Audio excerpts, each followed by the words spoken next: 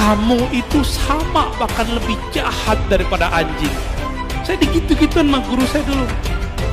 Kamu itu lebih nakal daripada babi, lebih jorok otaknya, seksnya daripada babi, lebih sombong daripada monyet, lebih sombong daripada binatang-binatang buas. Itulah kamu, lebih nyala daripada anjing.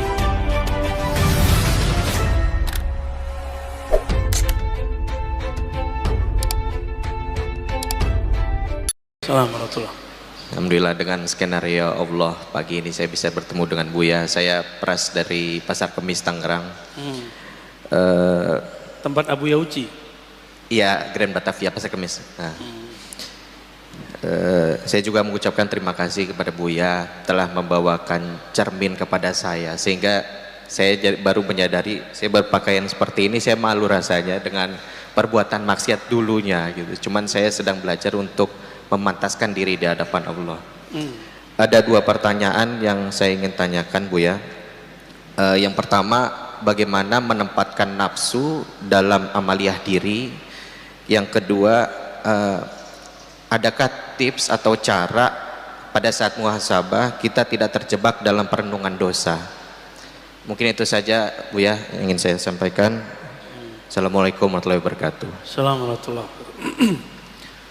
Nafsu itu jangan dikasih kendor, karena ayatnya waman nahan nafsa, siapa yang menahan jiwanya dari kecondongan fujurnya, jangan dikasih kendor. Jangan masker doang yang bilang jangan kendor. Ini masker jangan kendor, giliran nafsu dibiarin. Nafs itu tidak hanya itu, nafs itu ada zahir ada batin. Zahirnya nafs makan, pengen terlihat lebih baik depan orang. Batinnya nafs pengen dihargai, pengen dianggap alim, pengen menggurui orang, tidak mau digurui. Ini hati-hati. Masih ingat iblis?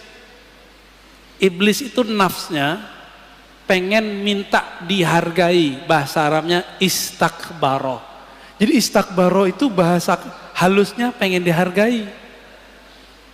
Bukan saya pengen dihargai, tapi emang harusnya begitu. Ini hati-hati. Orang-orang yang tersinggungan mulu hidupnya, hati-hati tuh. Jangan-jangan antum melihara kibir, salah satu karakternya nafs. Hati-hati, biasanya pengurus masjid kena ujian begitu tuh.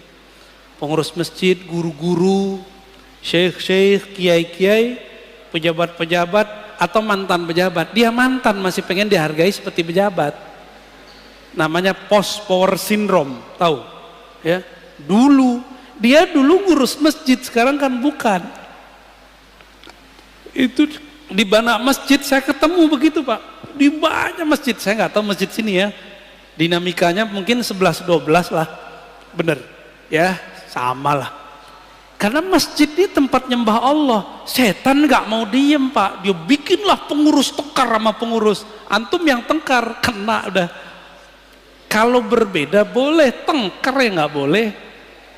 Berselisih itu rahmat, yang nggak boleh itu takhasum, bermukhasamah. Mulai kemudian orang kalau udah mukhasamah tengkar, nyari kesalahan orang nggak? Ada beberapa masjid udah kayak partai politik, Pak. Mau milih ketua itu udah pakai, waduh ya salam, udah ada tim sukses segala. Ada grup baru lagi. Ya salam. Semoga Masjid Nabawi seperti nur Nabi Sallallahu Alaihi Wasallam, berselisih untuk maju, bukan berselisih untuk bertengkar. Amin.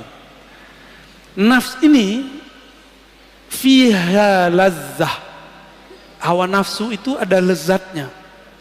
Ini saya ngomong begini, itu ada nafsunya. Kalau saya menikmati ngata-ngatain orang, maka saya niatkan kalam saya ini ngata-ngatain diri saya sendiri. Pahit loh, Pak, ngatain diri sendiri itu. Enggak enak banget ngata-ngatain diri sendiri itu. Maunya dia mau ngata-ngatain orang mulu. Enggak mau muhasabah diri, maunya menghisap orang mulu. Itu karakter kita, itu karakter nafs itu. Berarti antum sudah bagus tuh pertanyaannya. Saya gitu ya, dengan pakaian begini merasa nggak pantas. Emang nggak pantas, Pak. Cuma meskipun kita bukan orang soleh, kita mau meniru orang soleh walaupun hanya pakaiannya. Semoga dengan meniru pakaiannya nanti akhlaknya pun nempel ke tubuh kita. Kalau akhlaknya sudah nyampe, semoga karakter kolbiahnya juga masuk ke dalam diri kita. Nah ini, jadi gimana caranya? Jangan kasih kendor. Kasih kendor, kasih sanksi. Allah itu memberi sanksi nggak kepada jiwa ketika dia tidak mau mengakui Allah sebagai Rabb? Dikasih sanksi, nggak dikasih makan. Maka antum yang lalai kepada Allah, kasih sanksi, matanya nggak boleh tidur 1 jam, kurangi zikir, baca Quran, zikir baca Quran, sholat. Harus disangsi diri kita ini, diberikan dia hukuman, disiplin. Masa orang ada disiplin kerja mencari dunia, tapi dia nggak disiplin kerja untuk akhirat. Orang yang tidak sukses di masa tuanya dunia karena dia masa mudanya tidak disiplin. Sepakat? Benar? Bapak, kenapa saya bisa baca kitab apa saja sekarang?